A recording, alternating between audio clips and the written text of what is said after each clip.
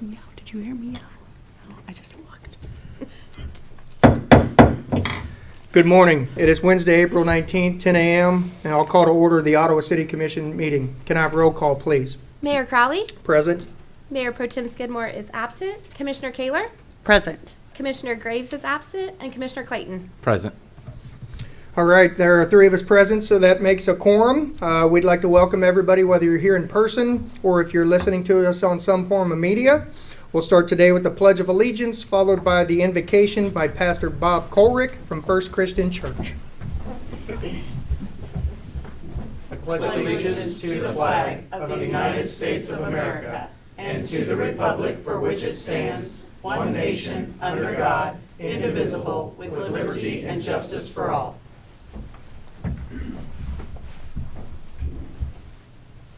Good morning, everyone. Let us bow in prayer. Holy and almighty God, you are known by many names: Spirit of life, Spirit of love, Spirit of community, Spirit of justice. And it is our honor, joy, and privilege to acknowledge you as Lord of all life. We ask your blessing, Heavenly Father, on these honorable and upright people who have been called to lead this community in which we live, work, and play. They are our leaders. Help them, Lord, as leaders, to not ask first, how do we fix this? But instead to ask, what do we need to learn? How might we need to change? And to whom do we need to listen?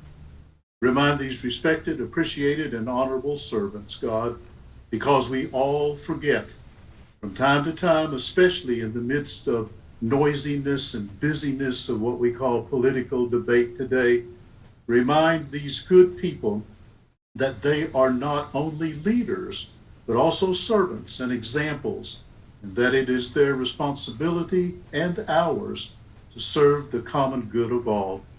Remind them, Lord, that no matter where we live, every one of us, gay, straight, transgender, black or white, Hispanic or Asian, Muslim, Jew, Hindu, Sikh, or even atheist, remind our leaders that they are our neighbors, our brothers and sisters and siblings, and that throughout the ages, prophets have called the leaders of the people to respect and protect the least of those among us, our children, the elderly, the poor, those who are hungry, those who have no homes, those who are ill in body, mind, or spirit, the strangers and immigrants in our midst, those who live on the margins, those who are alone, and those who are forgotten. Loving and just God, grant them and us the wisdom and courage to know and to do what is right and good and true. May they and all of us speak out when it is time to speak and to listen patiently and receptively. May we and they and all of us always be guided by the spirit of community, the spirit of justice, and most of all by the spirit of love.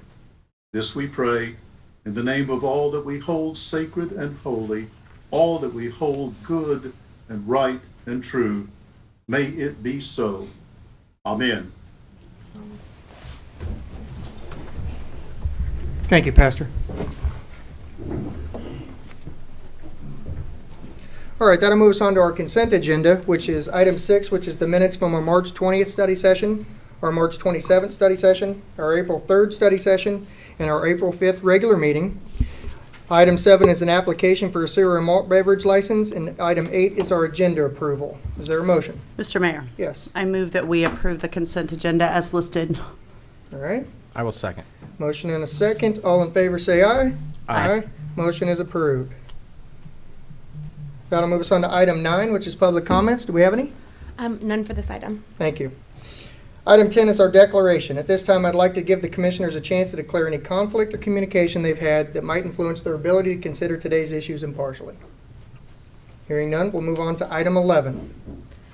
Conduct a public hearing for the consideration of the installation of an electric sign at 301 South Hickory related to the State Historical Preservation Officer ruling. I will open this public hearing now, and I will ask that our legal counsel come up and give us some information on this.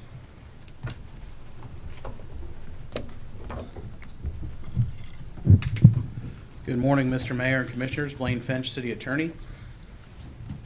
I want to start with giving you an overview of the law, and I know we talked a little bit about this at our Monday study session, but I want to make sure that on the record we cover the contents of the Kansas Historic Preservation Act. If a building is on the National or State Register or located in the environs around a building or buildings that are on the register, certain care has to be taken. The State Historic Preservation Officer is given the right to review projects in that area, and project has been determined to mean permits. So it can be a demolition permit like we saw with the former Ottawa Middle School many years ago. It can be a permit for a new sign like the application that you have before you today. Upon a determination by the State Historic Preservation Officer that a project will damage or destroy historic property, the project cannot proceed until the political subdivision, in this case the city, since this is a project within the city limits, must make a two-pronged determination. First, you must determine that there is no feasible and prudent alternative to the proposal. And second, you must determine that the program includes all possible planning to minimize harm to the historic property resulting from such use. When you make these determinations, you act as a quasi-judicial body.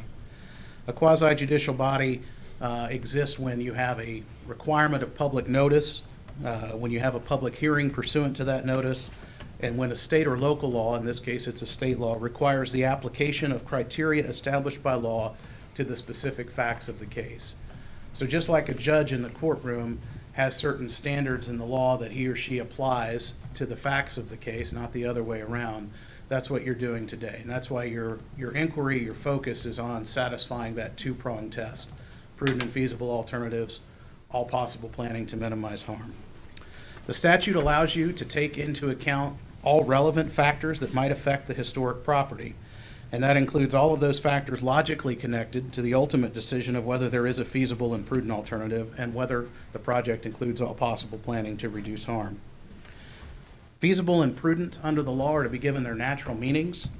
Feasible under the Oxford English Dictionary is possible to do easily or conveniently, and prudent is acting with or showing care and thought for the future.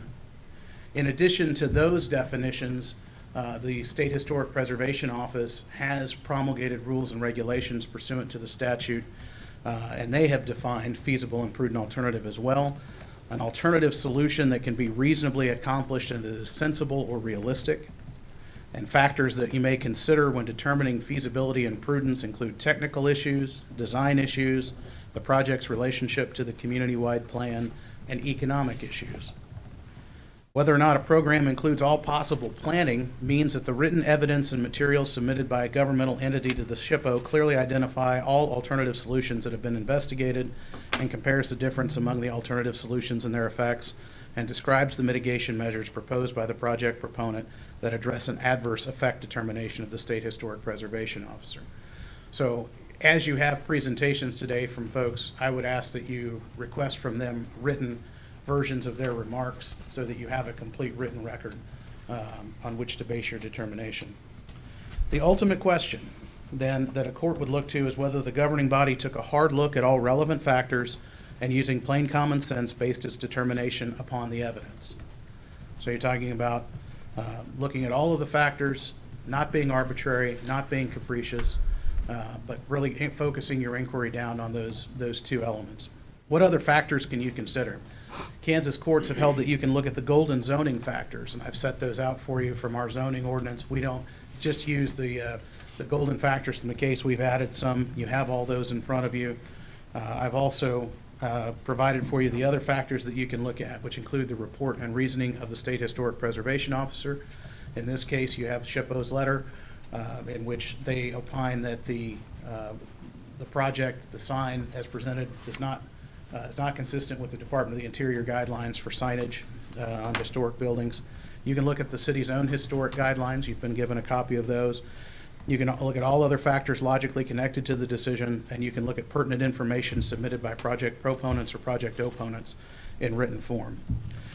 As you have this conversation today, and I know you'll hear from some folks, I encourage you, as you have questions, ask your questions based on those two factors about feasibility and prudent alternatives and based on possible planning. Make sure that you're satisfied from the proponent side that you have all the information about that, and make sure if you have opponents that your questions kind of focus down on those two areas, because that's really the critical inquiry that needs to be made today. With that, I think I've given you the overview of the law. I'll stand for any questions that you may have at the appropriate time. Thank you, Mr. Mayor. Thank you. At this time, we'll take any comments from anybody who might be a proponent of this item.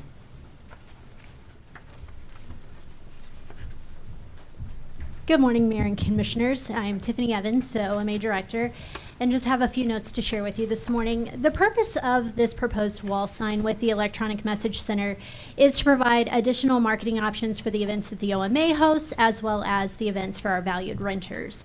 For many years, the auditorium has been without a marquee, and we've improvised by using vinyl banners and 2 metal frames that are hanging on the front of the building. However, the cost of replacing banners in those frames every event adds up quickly. Not only that, but it requires us to ask for assistance from the utilities department to bring a bucket truck over, change them out, and we're only, that gives us an opportunity to have 1 or 2 banners hanging at a time to promote 1 or 2 events at a time. We've had occasions where an event might get canceled at the last minute due to weather or an illness, and so when that happens, our only way to notify the public has been, we put it on social media, of course, but people still come to the building wanting to see that, if that event's happening. And so we'll post posters on the doors of the window and tape those up, and they have to get out of their car and walk up, and that's happened in bad weather situations. The proposed EMC would allow us to have multiple messages going at one time. It allows those messages to be changed at a moment's notice, even from off-site. So if it was a weather situation, staff wouldn't have to come in to change that. The proposed wall sign would be placed on the northwest corner of the front of the auditorium at 3rd and Hickory, right in between the 2 windows between the office and the upper level of the floor. The EMC would be used to display static images with subtle transitions that would fade or dissolve. We wouldn't be using distracting text or animated images that would cause, a distraction for drivers. Our chosen sign company, Luminous Neon, has years of experience working on historic projects like this. They've actually completed EMCs on the Fox Theater in Hutchinson, the Uptown Theater in Kansas City, Missouri, just to name a few. The sign would be attached to the building in a frame bracket and would have an estimated 8 bracket points. Or mounting points. If the sign ever needed to come down, those 8 points could easily be filled and restored to look like the original structure. An alternative to the monuments or to the sign that we've considered is a monument sign that could be placed again at that corner of 3rd and Hickory, up in that raised flower bed is where we thought the best visibility would be. We did consider over where the flagpole is at if you're looking at the auditorium. However, there's parking spots there, and drivers by wouldn't be able to see it very well if somebody was parked there. There would be an additional cost for that monument design. We would have it built out of like brick, like the building, but that would be an additional $23,000 to that sign. Currently, this project has been funded through private donations through the Friends of the OMA as part of the OMA's 100-year anniversary, and ARPA funds allocated by the governing body. The OMA has been a fixture of downtown Ottawa for over 100 years, but every day, well, maybe not every day, but every week, I will say we get patrons that walk into our doors and are like, what is this building? Is this the post office? Is it a church? What do you guys do here? How do I find out more events, find out about the events that happen there? And I feel it's very important that this EMC be at the auditorium on location where they know that these events are happening right here in this building. So I do acknowledge that the appeal paperwork that you have in your packet today does have some blank spots in it, and I will be submitting these notes to you after this meeting, but I'm happy to answer any questions you may have for the OMA. Commissioners, any questions for Tiffany? Commissioner Kaler, thank you, Tiffany, for being here. I did have a few questions that I had jotted down. I appreciate you addressing the brick and the damage to the brick. That was a concern of mine about if it is going to change the way that the building will look, which it will, but will change the structure of the building. So you're saying that the brick can be, the holes that will be put in the brick can be filled in and no Correct. harm, no foul? Yes, correct. It's not going to change the structural integrity of the building? Correct. And visually, it will look the same? Correct. If you should choose to move to another manor in 50 years or 20 years or whatever? Sure. Okay. Was size continue, or was the size of the sign, it's large? It's large. Was that at all part of the conversation, or tell me about how you came upon that decision? Sure. So when initially looking at city code many years ago, when we started this process, we wanted to go with the biggest sign that we could for the building. It's a large building, and to get the most attraction. And so the sign is 40 square foot. Within city code, the EMC portion of the sign can only be 50% of the overall wall sign. And so for it to be readable by passersby going down the road, we feel that this is, and working with our sign company, we feel that, and they have some measurements, and I'm sorry, I did not bring those with me today, but this is the appropriate sign to be able, for drivers passing by to be able to easily read what is placed on that sign, because anything smaller, we just feel would look like, you know, the current banners we have up there right now that are hard to read, so. Was there any consideration made to adding additional signage or placing the sign on the side of the building? There has been discussion of that. There's been discussion of placing the sign on 3rd and Cedar Streets, you know, but we feel like this is the best location where the most traffic occurs.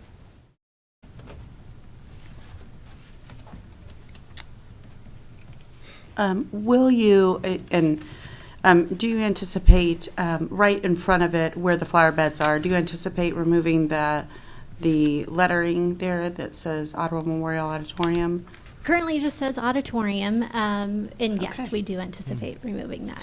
So, It will replace, and I failed to mention that, it will replace all other signage that is on the front of the building. thank you.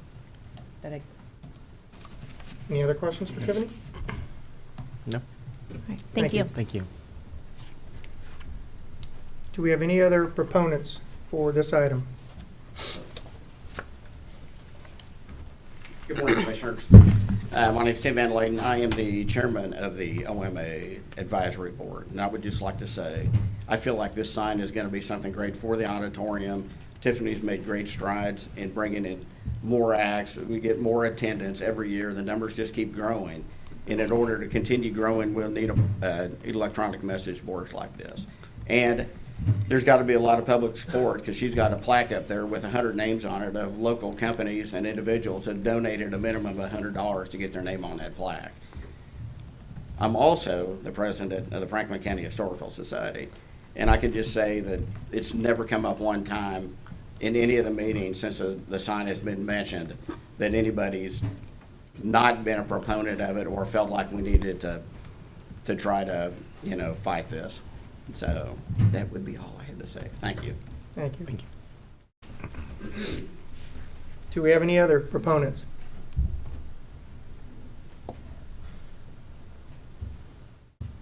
Any other proponents? All right, do we have any opponents?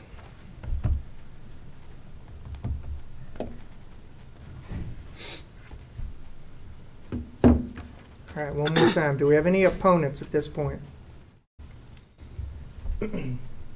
I do want to, for the record, state that we did receive, I'm going to skip back here for a second since I'm not doing my job correctly. For proponents-wise, we did receive two emails, one of them from Commissioner Graves and one of them from Amy Carlson, that they were in favor of the sign. I will not read these. They are public records, so if anybody would like to read those, they can certainly go back and read them. One last time, do we have any other opponents for item 11? All right, I'll close the hearing. That will move us on to item 12. Request for approval of resolution providing for the installation of electric sign at 301 South Hickory related to the State Historical Preservation Officer ruling. This item will approve the request for the permit for the project for the sign. Commissioners, The sign. the sign for OMA, I'll elaborate a little bit better, more. Do we have any, do we have a motion? Mr. Mayor, I'll make a motion to approve the request for approval of resolution providing for the installation of electric sign at 301 South Hickory Street related to State Historical Preservation Officer ruling. I will second that motion. Motion and a second. Do we have any discussion? Before we vote, I do want to, and I don't believe it affects my ability to vote or to be impartial today, but I am a member of the Historical Society. Thank you, Tim, for bringing that up. I forgot I was a member of the Historical Society Board of Directors, so thank you for reminding me. And then my husband is also a member of the Friends of OMA Board. Thank you. Mr. Mayor. Yes. Commissioners, before you vote today, if there's anything that you want to have in the record, I'll ask the clerk to take detailed minutes of comments that you might make about those two factors. Remember, since you're acting in that quasi-judicial manner today, if you want to speak to those notions of whether you believe there are feasible and prudent alternatives and whether you believe all possible planning has been done, those remarks would be helpful in the record. Thank you. Following Commissioner Kaler, I will mention I am one of the $100 donors for the sign as well. Comments wise, I certainly, I know the due diligence that's been put into and the time that's been spent to vet any kind of concerns, questions, or anything that the community would have for this sign. So I think feasibility, that they've hit the mark for sure. And prudent alternatives, I mean, we can all say certainly you could spend less, spend more, there's always that number that where do you stop, where do you begin. I think there's been a lot of care, as your definition earlier, there's been a lot of care and thought, not only for the community today, but for the future of our community for this sign. So I certainly am in favor of both, of this sign for OMA, and think that they've done a lot of due diligence and hard work into the feasibility and prudence. To the issue of damage and destroy, I know that that was brought up to us. I asked specifically the questions about if the sign were to be permitted, would it damage the OMA? And our director did speak to the fact that there will be 8 holes put in the brick. However, those can be filled, and there is no structural damage, nor is there going to be really any aesthetic damage to the OMA if the sign were to come down at some point. So will it be will the building be destroyed? No. Will there be damage to it? Very slight damage that can be fixed. So I think that it is important to note that. Also, I appreciate what Mayor Crowley had indicated regarding feasible and prudent. $23,000 additional for a standing monument. Although it may sound like a small amount to some, it is a huge amount to others. And when we're looking at all tightening our budgets at this point, I just don't believe that $23,000 additional money makes any sense to put the EMC, as it was called, out in another area. I do appreciate the fact that you got the dollar amount on what it would cost to do so, and I do think it stands to say that that prevents us from doing, or from the OMA from putting a sign off the building. Thank you. I would agree. And going along with the feasible and prudent, this is the easiest option to accomplish the goal, and the cheapest in the end of doing a standalone sign, anything along that, and what that would require to run out to that flower bed. As someone who loves historic buildings as well, the acting with and showing care and thought for the future. Obviously, when this building was built, digital signage and signage of almost any kind probably wasn't on their radar. And I think being a good steward of the building, but also understanding the planning to minimize harm that will result from this use for the future. I think this digital sign will really open the door, as Tiffany said in her remarks, for advertising for the building, and for getting information out to the citizens in a better modality. Thank you. Any other comments or discussion? Can I have a roll call vote, please?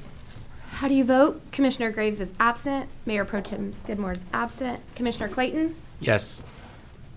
Commissioner Kaler? Yes. And Mayor Crowley? I vote yes. Motion is approved. Thank you. Thank you, Tiffany. All right, that'll move us on to item 13. Request for approval of resolution authorizing the execution and delivery of amended and restated development agreement for Premier Auto Project. This amended and restated agreement modifies the deadline for the developer's completion of the first new auto dealership and the completion of the public infrastructure improvements. And I believe Tyler's coming up. There you are. I'm here. Welcome. Here. Good morning. Good morning, Mayor and Commissioners. Tyler Ellsworth with QTAC Rock, the city's bond counsel. I'd like to take a minute to provide just a little, kind of a brief background on items 13 and 14 on your agenda. I know that we've spoken about them previously at some of your prior study sessions, but just for the record and for the benefit of those who weren't able to tune into those study sessions. So in early 2022, the city entered a development agreement with the Premier Victory Auto Dealership team. They currently operate a dealership on West 23rd Street, and they are in the process of constructing certain public improvements and building the first of 2 new dealerships on East 23rd Street. And the development agreement made 2 types of financial incentives available to the developer. One of those incentives was tax increment financing. And the way that works is when the new dealership is constructed, it will increase the value of the property, it will generate additional new property taxes, and a portion of those new property taxes will be redirected to reimburse the dealership team for some of the costs of making the public infrastructure improvements and some of the site improvements. The second financial incentive that was made available to their team is a sales tax exemption on materials being put into those public improvements, and the built improvements as well, the vertical improvements for that new dealership. Construction has been met with some challenges, and there were dates in the development agreement that was put in place last year that have come and gone. And we have visited at the staff level and at the commission level and in a prior study session with representatives of the dealership to talk about reasonable dates that could be extended for them to get moving on construction, get back on track, complete the public infrastructure improvements, and complete the first new dealership building. And so the first resolution that you're being asked to consider this morning, item 13, approves an amended and restated development agreement to extend those dates, to memorialize what those extensions are. Item 14 on the agenda is a request to consider an amended resolution of intent for industrial revenue bonds. The industrial revenue bonds in this case are really just a tool to provide the sales tax exemption. They're not debt that the city is issuing, it's not being used as true financing, and the bonds are not being repaid from any kind of taxes. And at this point, you're not being asked to issue the bonds, this is just a resolution of intent. We would anticipate coming back before you probably mid-2024 to actually complete the bond issue. So with that background, I'm happy to answer any questions, and I should note that Mr. Callum LaForge of the dealership team is here, and I'm sure he'd be happy to answer any questions if you have any. Commissioners, any questions for Tyler or Callan? Tyler, thank you for being here today. Can you, regarding, and I know that we have discussed this in multiple different venues and multiple different meetings, but just for the public who may be listening for the first time and may have some questions, the new property tax value that's that the TIF is going to allow Victory to be reimbursed for some of the public improvements. Will it cover all of the costs regarding the public improvements? It will not. It will cover a portion of the public improvement costs, a portion of the site improvements, but there's certainly probably several $1 million that the dealership team will spend that won't be reimbursed, that aren't eligible and that aren't part of our agreement. And so for Joe Citizen who may be listening, what does a public improvement actually mean? What would that look like? That's a fair question. There are improvements, I think there may be a turn lane, but there are upgrades to 23rd Street itself that have to be made. And there are also issues with the site that relate to drainage and stormwater. It's adjacent to a creek, I think it's Rock Creek, that's right there on the east boundary of the site. And so there was a lot of fill work and planning that had to be done to the site itself as well. So those are the types of improvements that are the public improvements and the site improvements that the developer would be looking to be reimbursed for. So the public improvements would address any increased traffic or any increased movement that happens in that particular area. Absolutely. Yes. Thank you. Any other questions for Tyler or Callan? Nope. I don't believe we do. Commissioners, how would you like to act on item 13? Mr. Mayor, Yes. I move that we approve the resolution amending and restating the development agreement for Premier Auto Group. Thank you. I will second. Motion and a second. Any discussion? If not, can I have a roll call vote, please? How do you vote, Commissioner Kaler? Yes. Commissioner Graves is absent. Mayor Pro Tem Skidmore is absent. Commissioner Clayton? Yes. And Mayor Crowley. I vote yes. Motion is approved. That'll move us on to item 14. Request for approval of resolution amending Resolution 1903-22, determining the intent to issue industrial revenue bonds in the taxable amount not to exceed $9,545,000. The bonds will be used to pay the cost of acquiring, improving, and equipping a commercial facility within the Premier Auto Project Phase 1 and repeals Resolution 1914-22. Welcome back. Thank you. Nothing to add. Nothing to add, but happy to answer any additional questions. Do we have any other questions for Tyler? Tyler, and this is a rhetorical question, but because yesterday was just tax day, and every citizen, either paid or was reimbursed for taxes that were paid, this bond, as you had said, has nothing, will not go against the indebtedness that the city has. Citizens will not be paying, a normal citizen who is not doing business with this particular company, they're not paying or responsible for these bonds, correct? That's correct. Thank you. Any other questions? Mr. Mayor, Yes. I make a motion to approve item 14 in the agenda as listed. I will second that. Motion and a second. Any discussion? Can I have a roll call vote, please? How do you vote, Commissioner Clayton? Yes. Commissioner Kaler? Yes. Commissioner Graves is absent. Mayor Pro Tem Skidmore is absent. Mayor Crowley? I vote yes. Motion is approved. Thank you. Thank you. Thank you, Callan. It'll move us on to item 15. Request for approval of resolution approving replat for Oak Star Bank addition. The proposed replat includes the dedication of an additional 10 feet of right-of-way and provide an updated description of the property. The Planning Commission has reviewed and recommends approval. Good morning, Jenna. Good morning. Oak Star Bank Edition consists of a single lot and is a replat of Lot 4 and part of Lot 5 of the ABK Edition. This addition was approved and recorded in 2000. The bank, so they've constructed a new building and drive-through operation parking. This project is currently under construction. As part of the site plan review, the owner agreed to dedicate an additional 10 feet of right-of-way along 23rd Street. The proposed right-of-way, it will include a right-of-way dedication and provide more coherent survey and description of the property that the current description of it that cleans up the lines. So basically, it's a lot combination, and we're sectioning off part of what was originally the ABK Edition and dedicating this to, or changing the name to Oak Star Bank Edition. It's just to clean up. They are giving 10 feet of right-of-way. There are no public improvements associated with this project, and it therefore qualifies as a minor replat.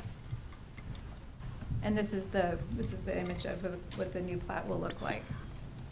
As you can see, it carves out, it's kind of so it is part of 5 and all of Lot 4. And you do have a resolution as part of your packet for your review and approval if you don't have any questions. Commissioners, any questions for Jenna? If there are no questions, I would make the motion to approve the replat of the Oak Star Bank Edition. I will second. Motion and a second. Any discussion? Can I have a roll call vote, please? How do you vote? Mayor Pro Tem Skidmore is absent. Commissioner Clayton? Yes. Commissioner Kaler? Yes. Commissioner Graves is absent. And Mayor Crowley? I vote yes. Motion is approved. All right, thank you. Thank you. That'll move us on to item 16. Request for approval of resolution of intent to finance fire engine with the issuance of federally tax exempt debt. The city anticipates using bonds, notes, or other tax-exempt obligations to finance all or a portion of the $770,116.33 cost for the new engine. Good morning, Chief Matthias and Director Landis. Good morning, Mayor and Commissioners. So we kind of went through this Monday through the study session, but I'll give you a little background on when we started this, and it's been a little bit since we have. So we started this process back on March 8th of 2022. You agreed to enter a contract with Conrad Fire, which is our Pierce dealer in Olathe. We went through a procurement program. It's HGAC. That stands for Houston Galveston Area Council. It's a nationwide procurement program process. What that does is it shortens the time frame that we have to go out for bid on a truck. They do all the footwork for us. In years past, it'd be maybe a year process getting all the specs, sending it out to different companies, getting them back in, looking at the specs. So the HGAC does all that for us, and it just shortens the program immensely. So, so I have some pictures up on the screen. Is our engine 3. That is the one that we're replacing. It's a 1996 Pierce Sabre. That's just the model name. It's our reserve. Currently, it's our reserve and rural engine. It's been in reserve since 2018, and what that means is it's kept in reserve in case one of our frontline trucks go down. We put it into frontline, and so that's had to happen quite a bit here. It sees frontline probably, 1 week out of the month, where other trucks are going in, get service and all that. So that's been a great truck for us. It's just time for it to go on. 6-person cab you'll see in the new engine. We went with a 4-person cab for a couple reasons. We don't anticipate in years and years to come to have more than 4 people on that engine. And plus it'd give us some more storage, taking those two seats away. Carries 1,000 feet of 5-inch, which roughly is a city block, so we're able to do that. Carries a lot of hose and a full complement of FPA required equipment. Next is just the miles and engine hours and pump hours on that particular engine. Next is the financial impact. Is that still current? Okay, yeah, that one I just sent over the PowerPoint, so that might not be up to date. So go on to the next slide. That is our newest engine number 2. That'll be stationed out at Station 2 out on 14th Street. That is Lambeau Field up in Green Bay. They drive those. Thank you for saying that, City Manager. I was just going to say, does it have allegiance to Lambeau Field? No. That's just where we do a road trip, and that's where we go. It's about 45 minutes away from Appleton, and it's a good road trip to go up there. It's kind of cool to see the stadium. When I went up, a personal note, when I went up for Engine 1, we went up there, and it was rookie day for NFL, and they parted the seas. Like we were Green Bay Fire Department. We went right up where they're parked, and people were walking around. It was kind of cool to be there and to see that. So that's what it's going to look like. It's we call a sister engine or a twin to the one we currently have. It's a 22 Pierce Enforcer, just another model. 1,500 gallon pump, 750 gallon water tank. What's unique with this one and with the current engine one is it's got a foam system on it, so that just extends our water on there. So we can put down, you know, a bubble bath if you need it, but I wouldn't probably get into that foam. So, but it helps on different classifications of fires. What is new with this one is through the FEMA grant a year ago, 2 years ago, we got full complement of rescue tools that will be integrated into the truck.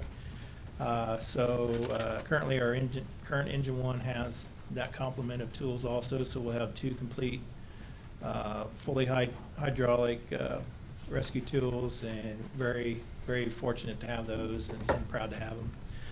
And then a wireless intercom system, so we really try to encourage our folks to wear that just for noise and talking back and forth to each other. So with that, I think I'm done with my part, unless there's any questions. Okay. Thank you, Chief. You bet. So the item in front of you today is a resolution of intent to reimburse the city for the cost of the fire engine. So it is ready to be delivered very, very soon. Yes, within the next probably couple of weeks, possibly. And so we will make payment for the unit then. And you would want to have this resolution placed within 60 days of making payment, but we will start the process for bidding this vehicle out to our local banks, and we'll send that out hopefully in the next couple of weeks, and then we'll see that back and accept hopefully a great interest rate bid on this unit. Although we know that the times are tough right now as far as interest rates go, and this resolution authorizes us to be able to do the bid process, reimburse ourselves, and then make payments on that over 10 years, which will be funded from your general fund. Happy to answer any questions you might have. This is a very similar process to what you've seen in the past for a lease purchase process. Commissioners, any questions for either Director Landis or Chief Mathias? Director Landis, when we did agree in 2022 to go into actually securing this new engine, lending rates were much different. And so I know we're looking at an increased rate that we will probably be paying to bring this new fire engine to our community. If for some reason rates were to happen to drop dramatically in the time that we will have this debt, are we able to refinance the debt so that we can lessen the burden on the taxpayer? Thank you. I'm glad you asked that question, and also I wanted to comment to what you asked in the study session on Monday. So that is something that we will ask for our banks to bid back to us to make sure that that's an option that might be available to us. And before we accept any bids, we're going to want to run through the gamut of all those kinds of questions. So I don't have a solid answer for you today. I think it's going to be dependent upon how that's lease is structured and what that looks like and what our options are there. On Monday, when we discussed this at the study session, you had a great question, which is when we turn around and sell the current unit, and can we use those proceeds to lessen the amount that we lease purchase? And the answer is yes. And in fact, Chief and I talked about this yesterday, and we've identified where the remainder of the loose equipment for the unit will be expended from, which is our current budget and some savings and things from other vehicles that we're purchasing for his department. And so we will write the RFP with a lesser amount. So the way that the resolution is written for you, it's a not to exceed amount. So by approval, the number doesn't need to change in the resolution per se, but we will move in that direction as reducing the overall amount to finance. Thank you. Any other questions? And Chief Mathias, is that kind of a standard lifespan, 25, 27 years for a, It's actually, it's a little Long. extended. Mm. I mean, it's normal for us, but as far as an FPA, and that's who we, that's the standard. 20 years is, so 15 in frontline and 5 in reserve. So, I mean, what kind of threw us off years ago was the aerial ladder. It was almost $1 million, and so that took us back a couple years on that investment program. We hope to get there, kind of back in that every 5 to 6, 7 years, purchase a new engine. And that, with the rolling stock, the oldest one going out the door will be about the 22 years. So, yeah, I know it's a great amount of money, and I know that. And but I do want to, our folks over there, our men and women over at the fire department, truly appreciate your support on everything you do. But this is a lot of money, and we know that, and we'll take great care of it. And thank you. yeah, I think just along that line, mentioning that, you know, that's $35,000 a year at $770,000 if it's 22 years. And so I think, you know, when you really kind of break down that big number by year, you know, it's like, how do you eat an elephant? It's one bite at a time. It's a lot smaller amount when you think what it really is That's true. costing Yeah. citizens kind of each year over year for its lifespan. Yeah, and we have a great mechanics, and we really look them over. They look at them top to bottom twice a year, and we do everything we can in-house. Very seldom do we take anything out of house to get worked on. Our mechanics are great in what they do, and having Conrad right up in Olathe is a bonus too. If we have to take something up there, it's a short trip, so. It certainly is a lot of money, but I'm sure that for the folks that you show up in front of their house when they need you the most, they greatly appreciate having them, having that truck and being able to save, whether it's the house, the family member, or an animal. So Yeah. it's a much needed necessity for our community. Yep, thank you for your support. Commissioners, how'd you like to act? Mr. Mayor, Yes. I move that we approve the resolution with the intent to finance the fire engine and the issuance of the federally tax exempt debt. I will second. Motion and a second. Any discussion? Can I have a roll call vote, please? How do you vote? Commissioner Graves is absent. Mayor Pro Tem Skidmore is absent. Commissioner Clayton? Yes. Commissioner Kaler? Yes. And Mayor Crowley? I vote yes. Motion is approved. Thank you. Hey, go ahead and tell the banks, though, as Commissioner Kaler mentioned earlier, it's okay if they want to offer us that interest rate that we were trying to Absolutely. get a couple Yeah. years Yes. ago. We're not going to argue. We're with their them. friends and neighbors, Yes. remember them. Yeah. Yeah. So thank you very much, but Yeah. real quick on Aerial One or Tower One, we did refinance that years ago, so I think that's a possibility, but Great. we did have to do that. So, That's great. Thank you. Thank you, Chief. Thank you, Director Landis. That'll move us on to item 17.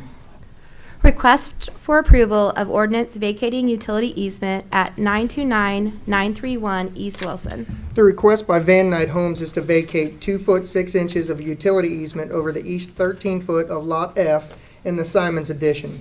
The Planning Commission has reviewed and recommends approval. Welcome back, Jenna. Thank you. Like you said, this is a partial vacation of a utility easement. There was a duplex that was constructed on a lot,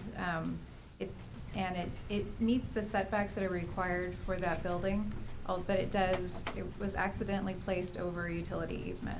It's not directly over a utility, but it does encroach on that easement. I have discussed this with Public Works and Utilities, and they will not have any issue with accessing those. It's a little more difficult than it would be if it wasn't there, but they still would be able to access the utility. Here's an illustration of the house where it sits on the lot, and the utility is the yellow line there that runs through.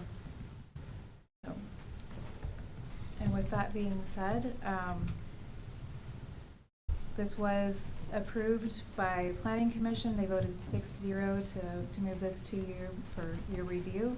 And you do have a resolution in your packet for your review. And if you have any questions, I am here.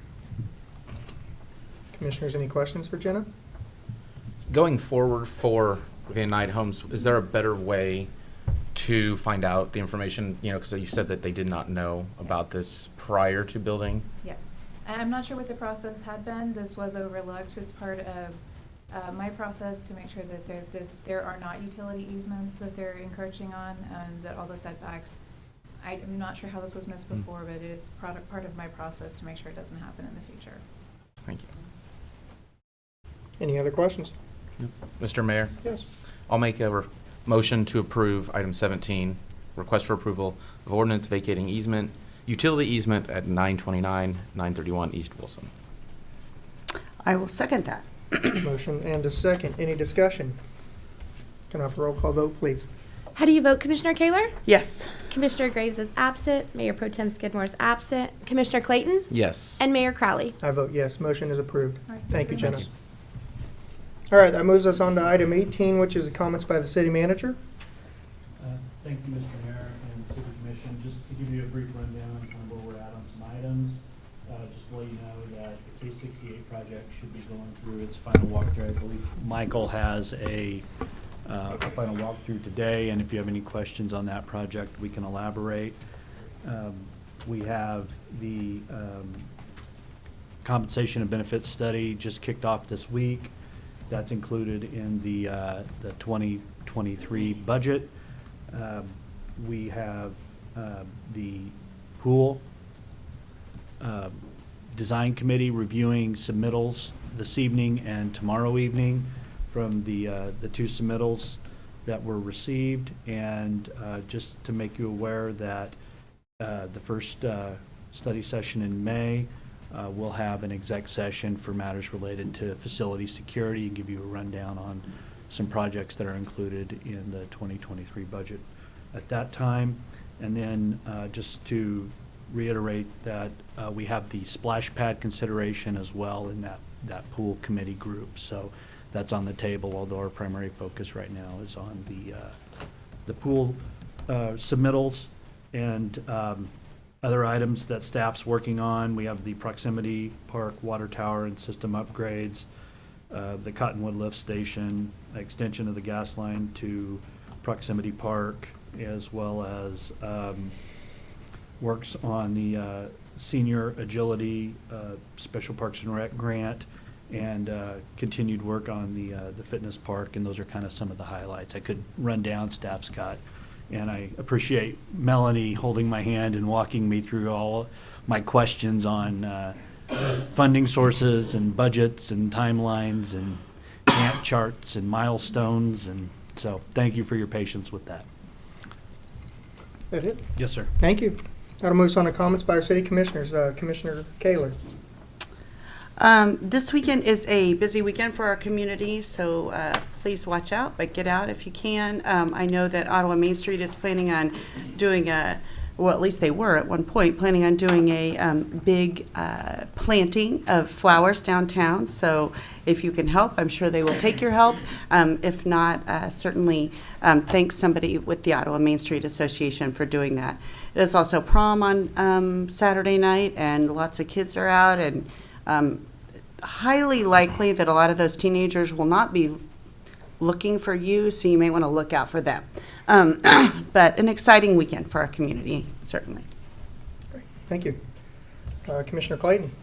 I will ditto the Earth Day this weekend, which is exciting. Of course, it's not going to be as beautiful as today. It's supposed to be, I think, cold and kind of dreary. But I think, 9 o'clock at Haley Park, as I believe we're meeting. So if you want to get out and do some work to help beautify the street corners, do anything like that. I think there's an event that was shared on a few places on Facebook. You can find it under Main Street as well. So we'd love to see some people out there. And then I just want to, mention some of the items we had here with the dealership and the bank. It's great to see multiple millions of dollars being invested in the community with these new businesses, the opportunities they will bring in terms of jobs, sales tax, and so many benefits to the community. So I always really like seeing those kind of things on our agenda as well. And that is it. Thank you. Along that line, I'd like to thank our legal counsel, our directors, staff, and others that gave us all of this information. We are 55 minutes into this meeting, and our public hearing only lasted 15 minutes. We make it go quick and make it look easy, but it's only because of the information that's given to us, whether it's up here on the podium or in these packets that we're given to multiple times a week. And I greatly appreciate it. I think I can speak for the other commissioners here and not here to say thank you to all of you for the hard work that you guys do, including you, Tyler. I don't want to leave you out, for all the hard work that you all do, for the information that is given to us so that we can make what we believe is the right decision for our community. So thank you all. That'll move us on to our announcements. April 24th, we have a study session at 4 p.m. And then May 1st, we have our study session at 4 p.m. And then May 3rd is our regular meeting at 7 p.m. And all of those will be here at City Hall. Do we have any